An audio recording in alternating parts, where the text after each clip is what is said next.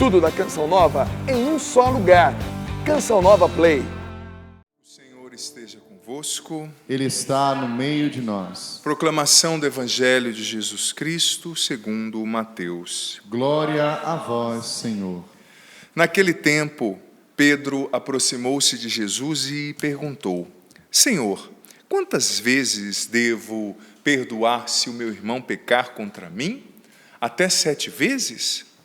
Jesus respondeu: Não te digo até 7 vezes, mas até 70 vezes 7.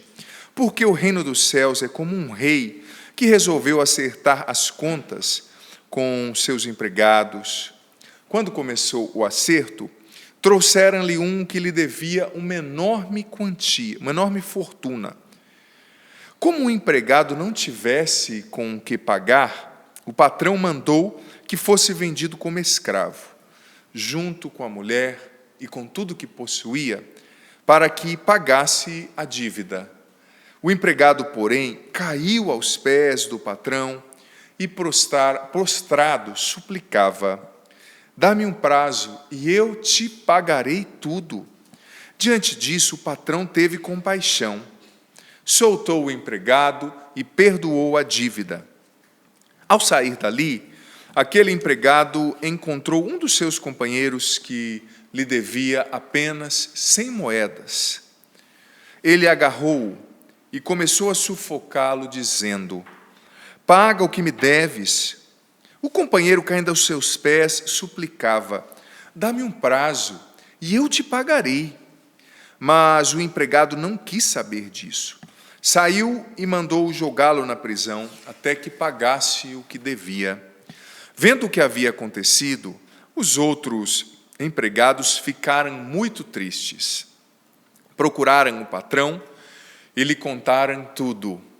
Então o patrão mandou chamá-lo e lhe disse: Empregado perverso, eu te perdoei toda a tua dívida, porque tu me suplicaste.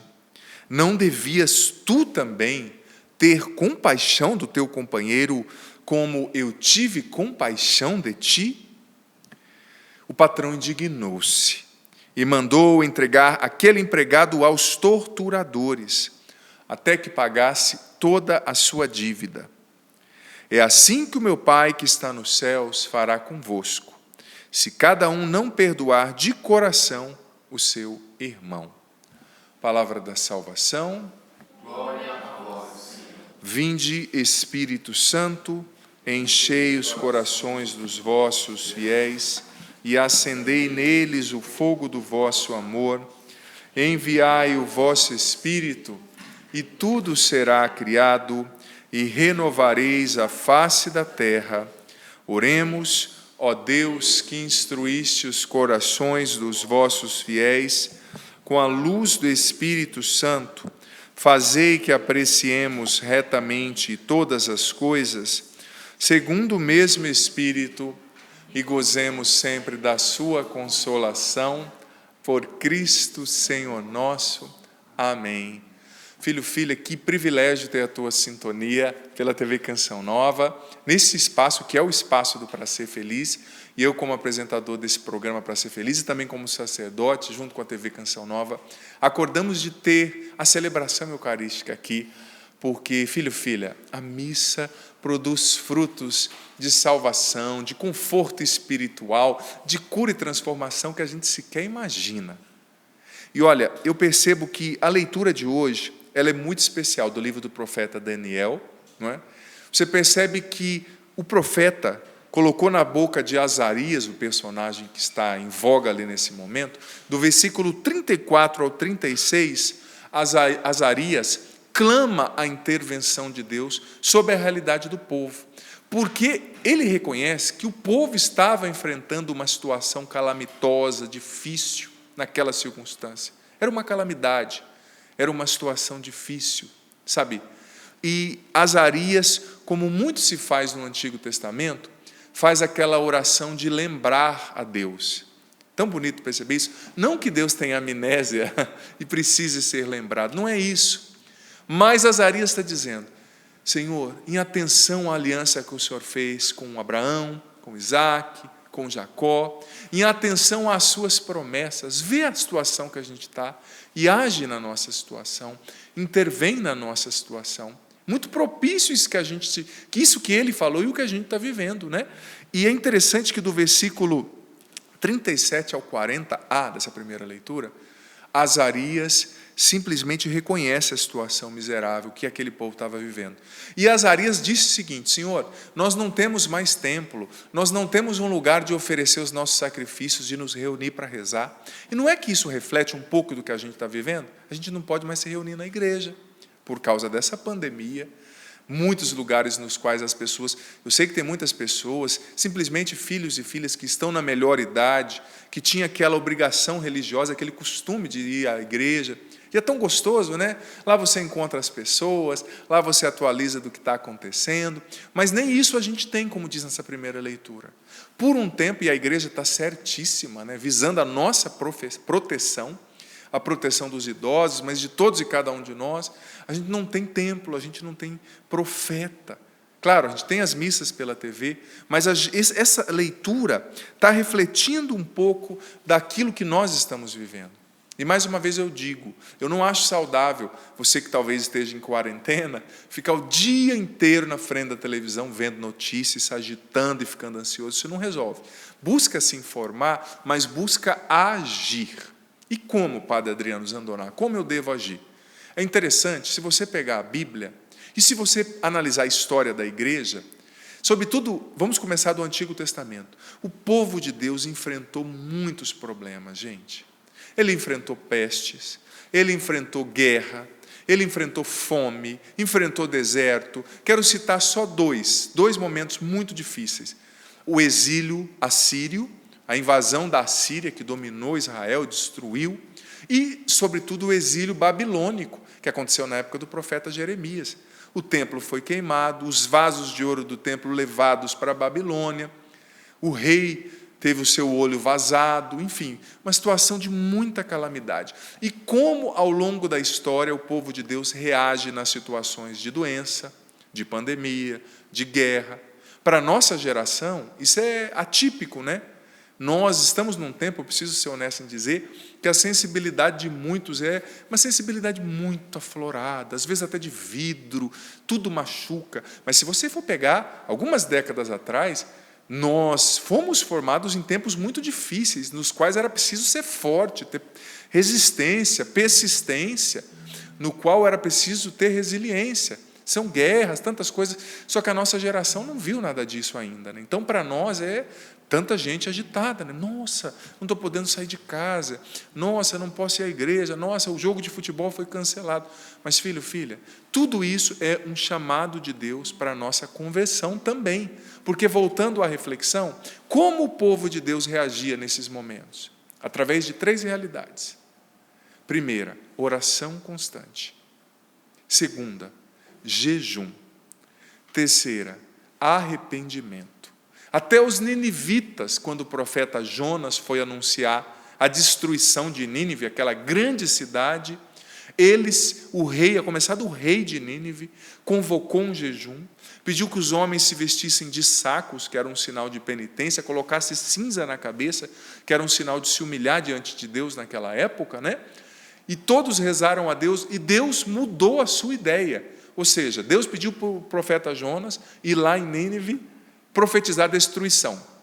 Jonas foi, mas eles se converteram. E a oração, o jejum e o arrependimento deles moveu o céu, tocou o coração de Deus e mudou uma sentença, segundo a Sagrada Escritura, livro de Jonas, pré-estabelecida. Então, qual que é a sua, a minha, a nossa atitude diante de tudo isso, filho, filha? Isso acontece, infelizmente. Eu não vou aqui falar qual é a causa, eu não sou cientista, não quero entrar em questões teológicas muito elaboradas, mas olha, o que eu e você precisamos fazer? Oração constante, jejum, penitência e arrependimento. Tudo isso é um chamado para a nossa conversão. O povo de Deus na Bíblia, o povo cristão ao longo dos séculos, a igreja enfrentou muitos problemas, a perseguição do Império Romano por 3 séculos, Nero incendiou Roma, botou culpa nos cristãos. Gente, a humanidade e a igreja nesse bonde enfrentou tantas coisas, tuberculose, peste bubônica, peste negra, gripe espanhola, cólera, tantas outras coisas. A tuberculose matou mais de 1 bilhão de pessoas. Você sabia disso? Mais de 1 bilhão. E tantas outras realidades. A AIDS matou mais de 22 milhões de pessoas.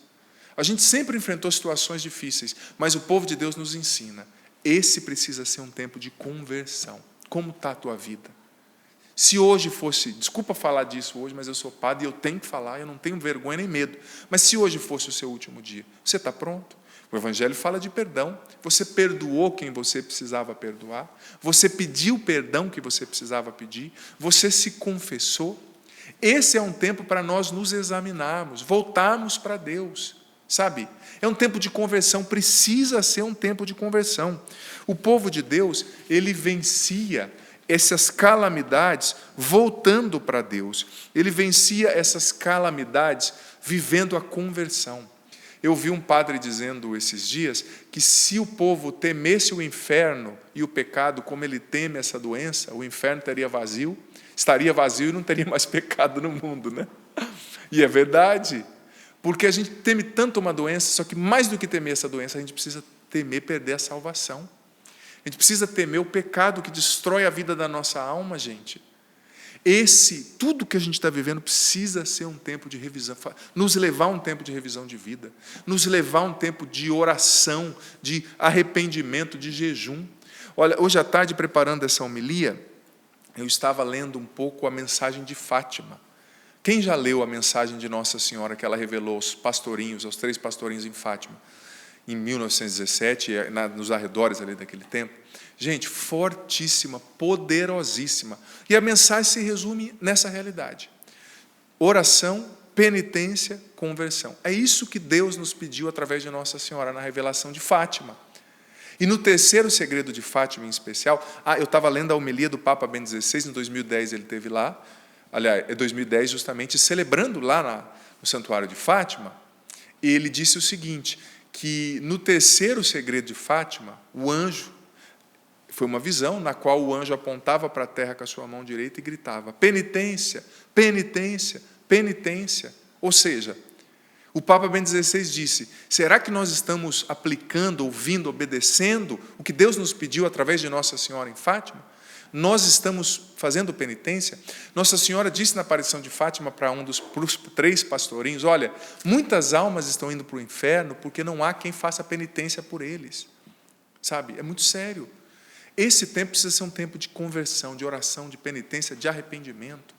Sabe, filho, filha, você precisa rezar nesse tempo, mas eu convido você que faz parte da família para ser feliz, você que está acompanhando aqui pela TV Canção Nova, eu convoco você a todos os dias, você que está em casa de quarentena, a rezar o terço em família, e se possível o rosário pessoal, mas pelo menos o terço em família, sabe? Eu convoco você a ler a palavra, a estudar a palavra. Eu convoco você a pedir perdão. Padre, eu não vou lá pedir perdão para o meu cunhado, porque eu não posso falar com ele. Não tem celular não, né? Para que você tem esse celular? Que você manda 500 mensagens para tanta gente, com todo o respeito. Use o celular, se reconcilia. Sabe, o perdão, olha, o Evangelho é muito sério. O Evangelho contou a história, filho, filha, desse patrão que o empregado devia uma fortuna para ele, ele perdoou, depois o outro lhe devia 100 moedas e ele não perdoou. Esse empregado que foi perdoado da dívida de uma fortuna para o seu patrão, ele começou a estrangular o que lhe devia apenas 100 moedas. E Jesus contou essa parábola para dizer depois que o patrão se indignou e jogou esse homem na mão dos torturadores. O que isso quer dizer? Todos os dias nós somos pecadores, você, eu, somos pecadores frágeis, julgamos, falamos mal, condenamos, somos hipócritas muitas vezes, pecamos contra os 7 pecados capitais, a luxúria, a gula, a ira, a inveja, a avareza, a preguiça. Nós somos pecadores e todos os dias Deus nos perdoa de uma fortuna de coisas. Quem somos nós para não perdoar o outro? Sabe? Eu sei que existem casos nos quais é difícil, sim. Hoje eu me recordava daquele caso que aconteceu em 2007 no Brasil, refletindo sobre o perdão, rezando, você que não era tão criança naquela época, lembra aquela família que teve o carro roubado, no Rio de Janeiro, e estava a família dentro do carro, saiu a mãe, saiu os irmãos, só que a criança mais nova, o João Hélio, você lembra desse caso, de 6 anos, ficou enroscado no cinto, e os ladrões saíram com a criança sendo arrastada. A criança ficou desfigurada, perdeu, infelizmente, partes do corpo que até hoje não foram encontradas. Imagina quanto que é difícil para uma mãe, para um pai como esse perdoar. Eu sei o quanto é difícil, até mesmo se essa família for cristã, for católica, meu respeito, minha reverência, minhas condolências, minha oração a vocês, sabe? Mas esse caso chocou o Brasil e choca até hoje, né? Eu estava lembrando disso, imaginando o desafio de perdoar para uma mãe que teve o filho assassinado, perdoar o assassino, você perdoar aquele que estuprou sua filha, perdoar a mulher que destruiu o seu casamento. Mas se Jesus pediu, é porque é possível, sabe? E perdoar, em primeiro lugar, o perdão liberta a gente, em primeiro lugar. Eu sei que é difícil, eu respeito a sua luta, a sua dor, eu sei da revolta. Às vezes você sozinho, sozinha, não vai conseguir perdoar mesmo. É um dom de Deus, é uma graça do Espírito Santo. Peça para Deus, peça a Ele ajuda, né? Mas é uma atitude de conversão. E olha, perdoar é a única alternativa para encerrar o ciclo do ódio, da culpa e da dor.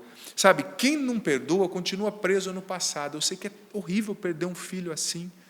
É horrível ter um ladrão que te rouba, um sócio que te dá um calote.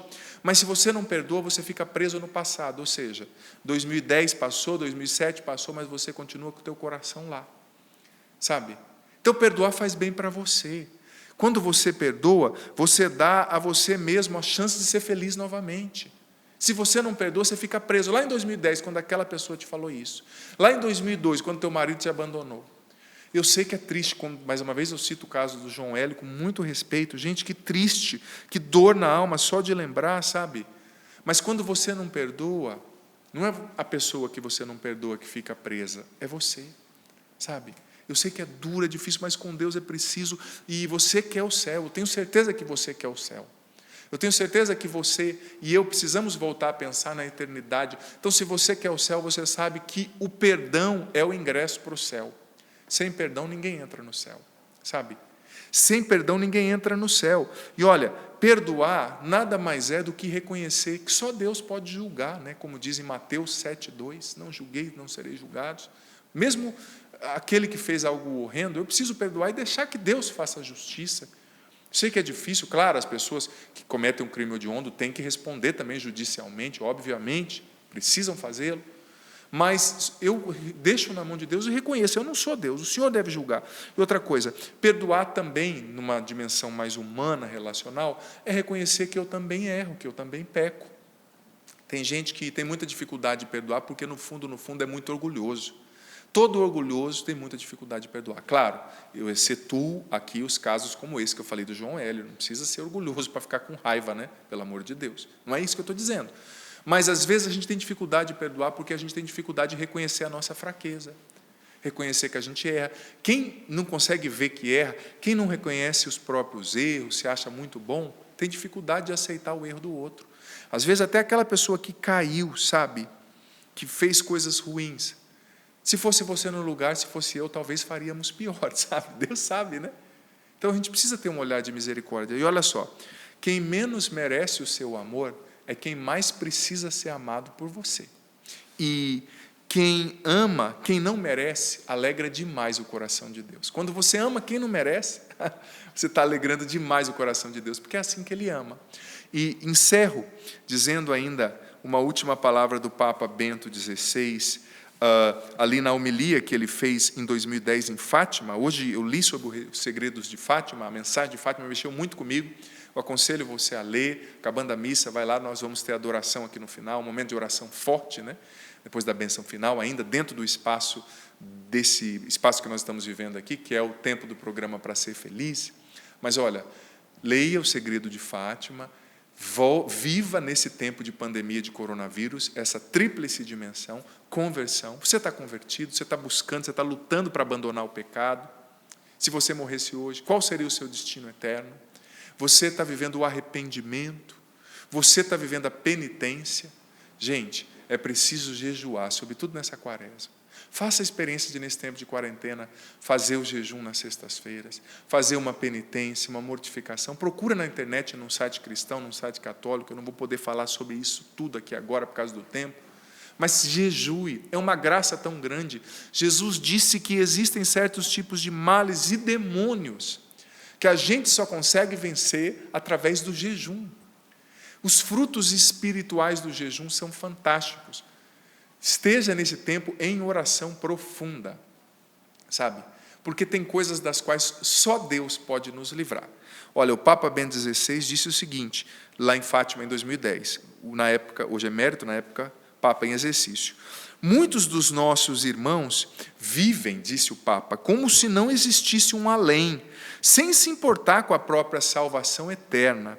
Sem dúvidas, esse é o grande mal deste século, que o ser humano viva como se Deus não existisse, totalmente alheio às realidades eternas e aos cuidados da sua alma. Tudo isso que a gente está vivendo é um chamado de Deus, para você e eu pararmos de nos preocupar somente com a matéria, com o dinheiro, com o prazer. Eu estava vendo, olha, eu fiquei, ontem eu preciso dizer, eu fiquei um pouquinho de vergonha de ser brasileiro, me perdoe a sinceridade, quando eu vi que muitas pessoas no Brasil receberam licença para se cuidar em casa, para ficar em quarentena, e estava na praia, praias lotadas. Eu fiquei imaginando, imagina como o povo aí fora está vendo o Brasil, e o brasileiro, olha a mensagem que a gente está passando. Gente, vamos levar a sério a nossa conversão, mas vamos levar a sério também as medidas preventivas contra o coronavírus. Vamos levar a sério, vamos evitar a aglomeração. A gente tem que rezar, confiar em Deus? Tem, mas temos que fazer a parte que é nossa também, o dever de casa. Evitar a aglomeração, lavar a mão, tomar esses cuidados. Sabe, se é tempo de quarentena, leve a sério. E vivamos, como disse o Papa Bento XVI, essa volta para Deus, esse retorno às realidades eternas, essa busca sincera de conversão, de mudança de vida, de arrependimento, de oração pessoal. Senhor, eu te agradeço pela tua palavra que é tão forte, fecunda, eficaz. Eu te louvo, Jesus, pelo teu amor por cada um de nós. Eu te louvo, Senhor, porque eu creio que tudo que nós estamos vivendo é um profundo chamado à conversão, é um profundo chamado à penitência, ao jejum, é um profundo chamado ao perdão, à revisão de vida. Obrigado por tudo que o Senhor nos disse através de Maria em Fátima, essa mensagem tão atual. Obrigado, Senhor, porque nós não precisamos ter medo. O Senhor está conosco, o Senhor cuida de nós. Obrigado porque, assim como o povo de Deus, nós queremos enfrentar esse tempo de luta, de pandemia, usando esses 3 recursos: oração, jejum, arrependimento e conversão. O povo de Deus no exílio rezou, jejuou e orou, e o seu coração foi tocado, o céu foi movimentado em favor daquele povo. Nós também hoje rezamos pelo Brasil, Jesus. Nós rezamos pelas nossas famílias, pelo mundo. Protege-nos, Jesus, do flagelo dessa doença, o Covid-19. Protege as nossas famílias, as nossas crianças. Protege, Senhor, os nossos idosos com o teu sangue precioso. Protege, Jesus, os profissionais da saúde, os policiais, os bombeiros, aqueles que trabalham nos aeroportos, que precisam estar trabalhando nos lugares nos quais a disseminação do vírus é maior, o contágio é mais alto. Protege os profissionais dos aeroportos, dos comércios. Abençoa também os pequenos comerciantes, Senhor, que deixarão de receber renda, que terão as suas contas continuadas, mas não terão receitas. Que esses irmãos sejam protegidos por Ti, que eles não venham a falir. Senhor, protege-nos. Jesus, em Teu nome eu repreendo todo medo, todo pânico no coração, na mente de quem nos acompanha. Eu renuncio e repreendo agora em nome de Jesus todo medo, todo pânico, toda preocupação exagerada, toda angústia, todo mau pensamento, todo sentimento de morte e desânimo na vida, no coração, na mente e na alma de quem nos acompanha. Eu repreendo tudo isso agora em nome de Jesus. Senhor, encha-nos com Teu Espírito. Senhor, dai-nos uma profunda confiança em Ti. Liberta-nos do medo, enche a nossa alma com Teu Espírito. Vem, Espírito de Deus, nos encha e nos dê o entendimento profundo de tudo que ouvimos aqui. Espírito Santo, dá-nos a graça de vivermos uma conversão profunda, perdoando, pedindo perdão, voltando para Deus, nos arrependendo, começando a rezar com sinceridade. Vem sobre nós, Senhor. Vem sobre nós com a Tua graça, com a Tua misericórdia. Rogai por nós, Santa Mãe de Deus. Tudo da Canção Nova em um só lugar. Canção Nova Play.